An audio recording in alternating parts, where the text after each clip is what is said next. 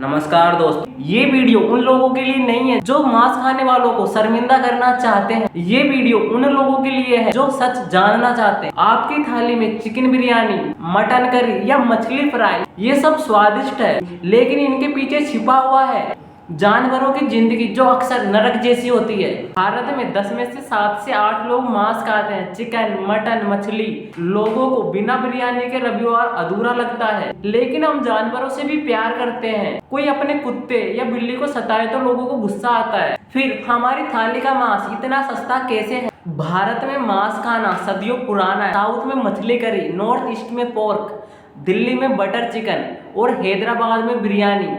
हर जगह का अपना स्वाद है। 2025 में भारत में 5.5 million ton chicken, 4.6 million ton भैंसे का मांस और 0.3 मिलियन टन पोर्क। हर साल हम 138 बिलियन अंडे और 239 मिलियन टन दूध की खपत करते हैं। आपके शहर में चिकन कितने का है? 200 से 250 रुपए किलो और अंडे 60 रुपए से 70 रुपए दर्जन और दूध 50 से 60 रुपए लीटर। लेकिन ये दूध इतना सस्ता कैसे है? अब आप सब कहोगे कि ये सब इतना सस्ता है, इसमें दिक्कत क्या है? इसमें दिक्कत ये है, जानवरों को तंग पिंजरों, गंदे शेड्स, जेल जैसे हालातों में रखा जाता है। पुराने जमाने में गाँव में मुर्गियां घर के आसपास घूमती थी, गाय और भैंसे खेतों में चढ़ती थी। लेकिन आज की मॉडर्न फार्मिंग ने सब कुछ बदल दिया। 1960 में ग्रीन रिवॉल्यूशन के बाद प्रोटीन की डिमांड धीरे धीरे बढ़ने लगी और अब 95% चिकन तंग जगहों पर पलने लगा। भारत में 851 मिलियन मुर्गियां और 109 मिलियन भैंसे हैं, लेकिन इनमें से ज्यादातर की जिंदगी बिल्कुल दर्दनाक है। 2025 में भारत दुनिया का सबसे बड़ा कारा बीफ यानी भैंस के मांस का निर्यातक देश है, 1.65 मिलियन टन। लेकिन घरेलू खपत प्रति व्यक्ति 7.1 किलो मांस सालाना, जिसमें से ज्यादातर चिकन। और चौंकाने वाली बात है, 20 से 25% मांस हम फेंक देते हैं, फ्रिज में सड़ जाता है। भारत में 23% खाना बर्बाद होता है, इसमें मांस का बड़ा हिस्सा है। एक तरफ हम जानवरों से प्यार करते हैं, फिर ये क्रूरता क्यों? क्योंकि बाजार में सबको सस्ता चाहिए, जल्दी चाहिए। कई किसान चाहते हैं कि जानवरों को एक अच्छी जिंदगी मिले, लेकिन सस्ते मांस की मांग उन्हें ये सब करने पर मजबूर कर देती है। हम सब बदलाव ला सकते हैं अगर हम थोड़ा ज्यादा खर्च करें। जैसे हम 10 से 20 रुपए प्रति किलो पर ज्यादा दे दे, जानवरों की जिंदगी सुधर सकती है। अब हम जानवरों की खेती को 3 हिस्सों में बांटेंगे। पहला, सभ्य, जानवरों को खुली जगह, घास और अच्छी जिंदगी, जैसे free range chicken.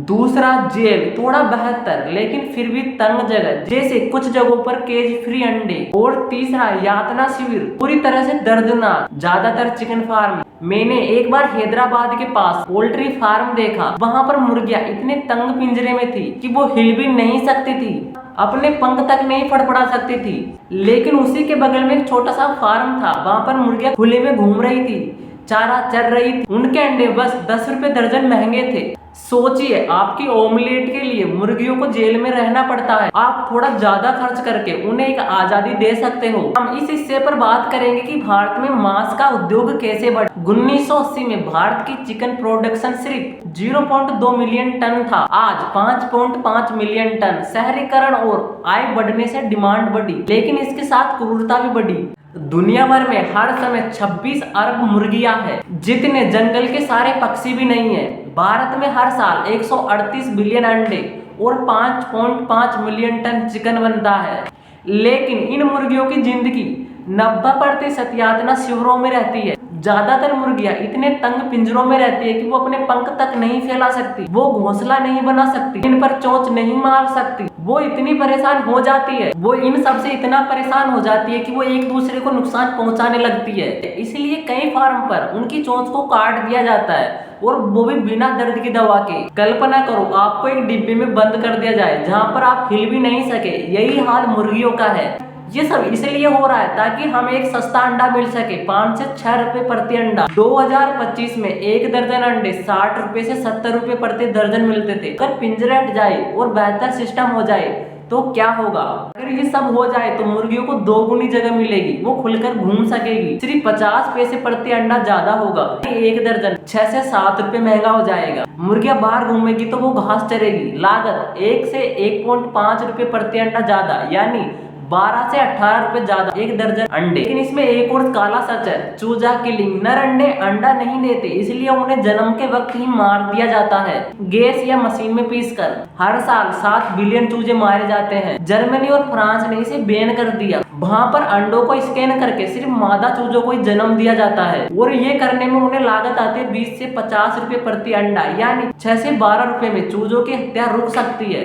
Chicken Bharat का सबसे सस्ता मांस है, 200 से 250 रुपए किलो। ज्यादातर मुर्गियां जेनेटिक फ्रीक है, इन्हें इतनी जल्दी मोटा किया जाता है कि उनके पैर टूट जाते हैं और वो दर्द में जीती है। 90% चिकन तंग, अंधेरे और गंदे शेड्स में पलता है। 30 मुर्गियां 1 वर्ग मीटर में। आपकी चिकन बिरयानी में जो चिकन है वो शायद कभी धूप भी नहीं देख पाई होगी। अगर मुर्गियां धीरे धीरे बड़ी हो तो उनका मांस 15 से 20 रुपए किलो ज्यादा होगा। अगर जेल सिस्टम को खत्म कर दिया जाए, उन्हें एक बेहतर जगह दी जाए, रोशनी, हवा, उनका मांस 20 से 25 रुपए किलो ज्यादा होगा। लेकिन आपकी बिरयानी सिर्फ 20 से 30 रुपए महंगी होगी। सोचिए, आप 20 रुपए ज्यादा देकर एक मुर्गी को यातना से बचा सकते हो। ये कीमत बहुत ज्यादा है। सुअर कुत्तों के जैसे होते हैं, उतने ही स्मार्ट, चंचल और दोस्ताना। वो पहेलियां सुलझाते हैं और दर्द महसूस करते हैं। भारत में सूअरों का प्रोडक्शन बहुत ही छोटा है। 2025 में 0.03 मिलियन टन, ज्यादातर नॉर्थ ईस्ट और गोवा में। फिर भी 90% सूअर यातना शिविरों में रहते हैं। सूअर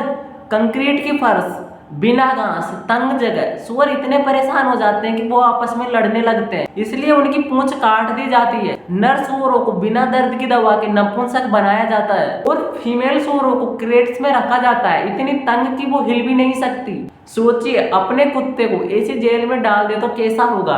भारत में 307 मिलियन गाय और भैंसे हैं। दुनिया का सबसे बड़ा हर्ड।